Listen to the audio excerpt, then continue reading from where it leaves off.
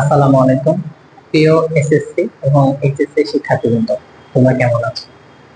আজকে আমরা গুরুত্বপূর্ণ একটা বিষয় পড়বো, সেটা হচ্ছে হৃৎপিণ্ডের রক্ত সঞ্চালন প্রক্রিয়া।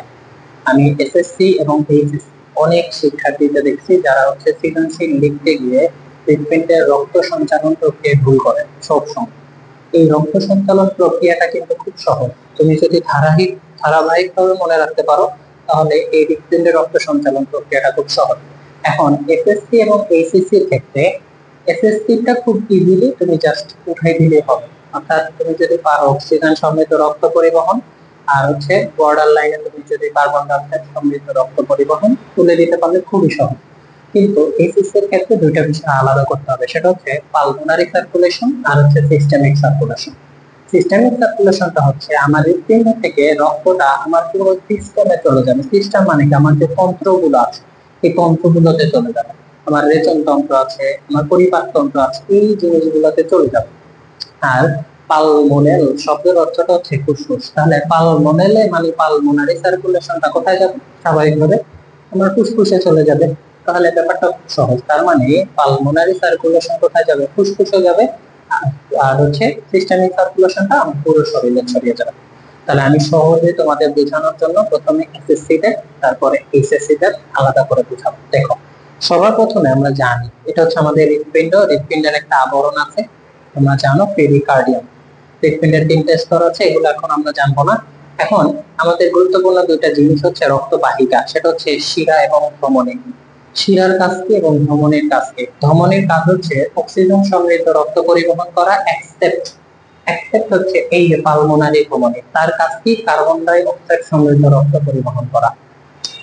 সকল শিরার কাজ কার্বন ডাই অক্সাইড সমৃদ্ধ রক্ত পরিবহন করা, এক্সেপ্ট পালমোনারি শিরা, তার কাজ কি? অক্সিজেন সমৃদ্ধ রক্ত পরিবহন করা। এটা খাতায় লিখে নাও, আমি যখন বলতেছি তোমার খাতায় লিখো, নাহলে ব্যাপারগুলো তোমার কাছে ক্লিয়ার হবে না। তাহলে দেখো, আমি প্রথমে খেয়াল করো, আমার এই যে লাংস, আমি লাংসের ছবি আছে, অর্থাৎ ফুসফুসের ছবি। তাহলে এটা হচ্ছে রাইট লাং, এটা হচ্ছে লেফট লাং। তাহলে খেয়াল করো, এই যে পালমোনারি ধমনী গুলা আছে, পালমোনারি ধমনী গুলা কিন্তু এই দুই লাংসে প্রবেশ করে। তাহলে এই যে দেখো, দুই লাংসে যে প্রবেশ করছে, এই জায়গাটাকে বলা হয় বাইফার্কেশন। বাই মানে আলাদা হয়ে যাবে, দুই হয়ে যাবে। তাহলে bifurcation of the pulmonary artery. ঠিক আছে? তাহলে এই দুইটা বাইফার্কেশন, অর্থাৎ দুইটা পালমোনারি ধমনী যেটা আছে, দুই ফুসফুসে প্রবেশ করবে। এটা ক্লিয়ার হবে। আর এই যে পালমোনারি শিরা, এই পালমোনারি শিরাটা কোথা থেকে আসবে? ফুসফুস থেকে আসবে। ওকে, এখন আমি যদি অক্সিজেন সমৃদ্ধ রক্তটা খেয়াল করি, অক্সিজেন সমৃদ্ধ রক্তটা কি করে? এই ফুসফুস কোথায় থাকে? এর সাথে সংযুক্ত থাকে, অর্থাৎ পালমোনারি শিরার সাথে সংযুক্ত থাকবে। তাহলে ফুসফুস থেকে অক্সিজেন সমৃদ্ধ রক্ত, খেয়াল করো, আমি এসএসসির জন্য প্রথমে বলতেছি, ফুসফুস থেকে অক্সিজেন সমৃদ্ধ রক্ত আমার এই পালমোনারি শিরার মাধ্যমে, কিসের মাধ্যমে?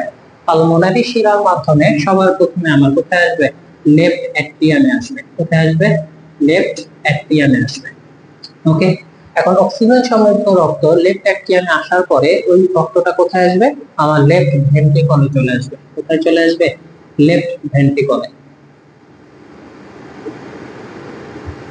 এরপরে কি হয়?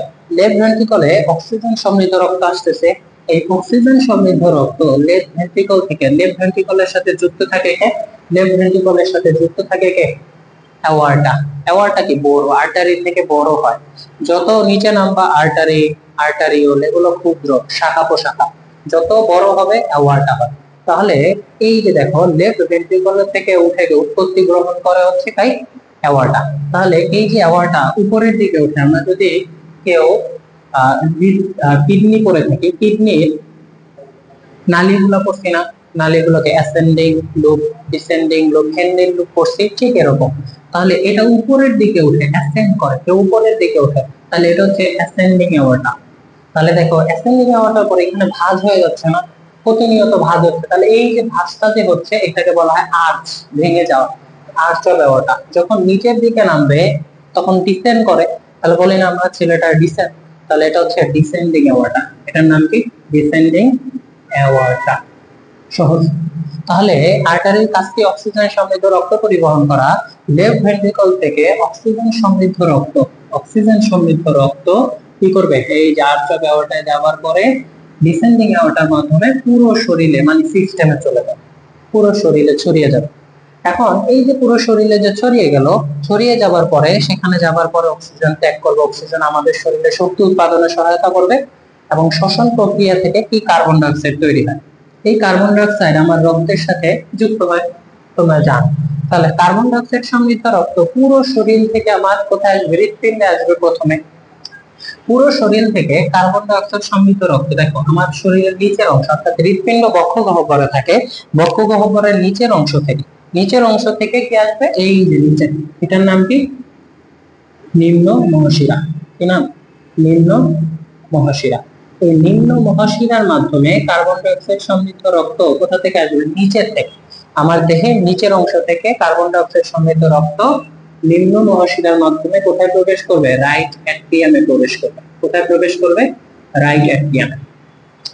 আর আমার দেহের ঊর্ধ্ব অংশ মানে বক্ষ গহ্বরের ঊর্ধ্ব অংশ থেকে, আমার মস্তিষ্ক থেকে রক্ত কিভাবে আসবে? আমার সুপেরিয়র ভেনা দেওয়া বা ঊর্ধ্ব মহাশিরার মাধ্যমে নিচে আসবে কার্বন ডাই অক্সাইড সমৃদ্ধ রক্ত। তাহলে কার্বন ডাই অক্সাইড সমৃদ্ধ রক্ত আমার রাইট অ্যাট্রিয়ামে আসলো। আসার পরে কি হয়? এই রাইট অ্যাট্রিয়াম থেকে রক্তটা যাবে রাইট ভেন্ট্রিকলে। কোথায় যাবে? রাইট ভেন্ট্রিকলে। যাবার পরে কার্বন ডাই অক্সাইড সমৃদ্ধ রক্ত, তাহলে রাইট ভেন্ট্রিকলে আসার পরে এই কার্বন ডাই অক্সাইড সমৃদ্ধ রক্ত কিসের মাধ্যমে যাবে? আমার এটা কি নাম বলছিলাম? Pulmonary artery. আমরা বলছিলাম পালমোনারি আর্টারি। এই পালমোনারি আর্টারির মাধ্যমে, পালমোনারি ধমনের মাধ্যমে আমার দুই ফুসফুসে কার্বন ডাই অক্সাইড সমৃদ্ধ রক্ত চলে যাবে। দুই ফুসফুসে কার্বন ডাই অক্সাইড সমৃদ্ধ রক্ত চলে যাবে। তাহলে অক্সিজেন সার্কুলেশন শেষ, কার্বন ডাই অক্সাইড সার্কুলেশন শেষ। যারা এসএসসি পরীক্ষার্থী, এসএসসি পরীক্ষার্থীরা খুব সহজে দিবা যে অক্সিজেন সার্কুলেশন বা অক্সিজেন সঞ্চালন প্রক্রিয়া, কার্বন ডাই অক্সাইড সঞ্চালন প্রক্রিয়া শেষ। আর এইচএসসি এর ক্ষেত্রে আলাদা। তাহলে প্রথম এসএসসি এর ক্ষেত্রে অক্সিজেন সঞ্চালন প্রক্রিয়া কিভাবে বলবা? যে ফুসফুস থেকে অক্সিজেন সমৃদ্ধ রক্ত প্রথমে কোথায় আসে? কিসের মাধ্যমে?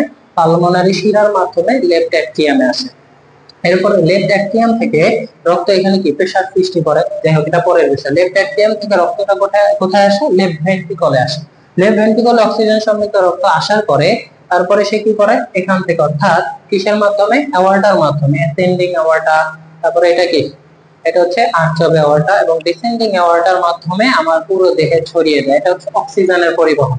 এবার হচ্ছে কার্বন ডাই অক্সাইডের পরিবহন কি? পুরো দেহ থেকে কার্বন ডাই অক্সাইড সমৃদ্ধ রক্ত কিসের মাধ্যমে? নিম্ন মহাশিরা এবং ঊর্ধ্ব মহাশিরার মাধ্যমে কোথায় আসবে?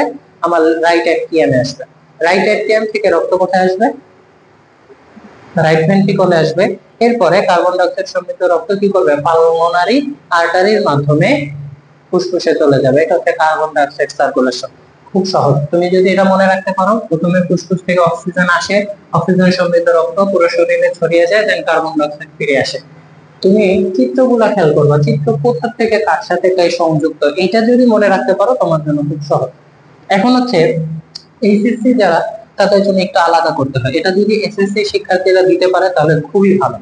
তাহলে একটা হচ্ছে পালমোনারি সার্কুলেশন, পালমোনারি সার্কুলেশন, আর একটা হচ্ছে systemic circulation, systemic circulation, systemic circulation.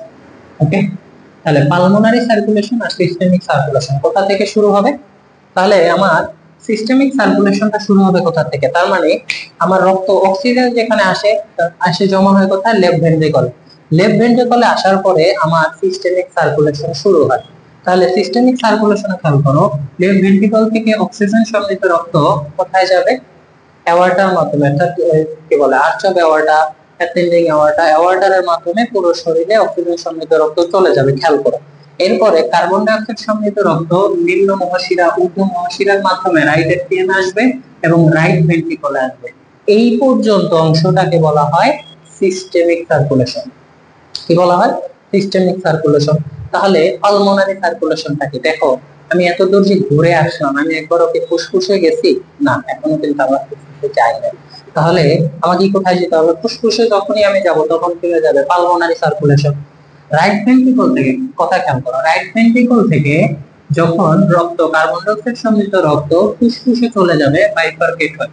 তার মানে দুইটা আর্টারি তৈরি করতে, দুইটা আর্টারির মাধ্যমে সে ফুসফুসে চলে যাবার পরে অক্সিজেন সমৃদ্ধ রক্ত তৈরি করার পরে কিসের মাধ্যমে? এটার নাম কি? পালমোনারি শিরা। পালমোনারি শিরার মাধ্যমে লেফট অ্যাট্রিয়ামে আসবে, এরপরে লেফট ভেন্ট্রিকলে আসবে অক্সিজেন সমৃদ্ধ রক্ত। তাহলে এইটাকে তখন আমরা বলবো পালমোনারি সার্কুলেশন। তাহলে এই যে পালমোনারি সার্কুলেশনের শুরুটা কোথায় হয়েছিল, স্টার্ট কোথায় হয়েছে? পালমোনারি সার্কুলেশনের স্টার্ট হয়েছে কোথা থেকে? রাইট ভেন্ট্রিকল থেকে, রাইট ভেন্ট্রিকল থেকে। আর এন্ড হয়েছে কোথায়? এন্ড হয়েছে লেফট ভেন্ট্রিকলে। আর আমি যদি বলি সিস্টেমিক সার্কুলেশন, সিস্টেমিক সার্কুলেশনের স্টার্ট কোথায় হয়েছে? লেফট ভেন্ট্রিকল থেকে। লেফট ভেন্ট্রিকল থেকে স্টার্ট হওয়ার পরে পুরো শরীর ঘুরে আসার পরে এন্ড হয় কোথায়? এন্ড হয় হচ্ছে রাইট ভেন্ট্রিকল। খুব সহজ। এখন এই দুইটার গতিপথ তোমরা কমেন্টসে আমাদেরকে জানাবে, ঠিক আছে? একদম খুব সহজ। এরপরে যদি কোনো সমস্যা হয় বুঝতে, আমাদের কমেন্ট সেকশনে জানাই দেবে, ইনশাআল্লাহ আমরা তোমাদেরকে জানিয়ে দেবো।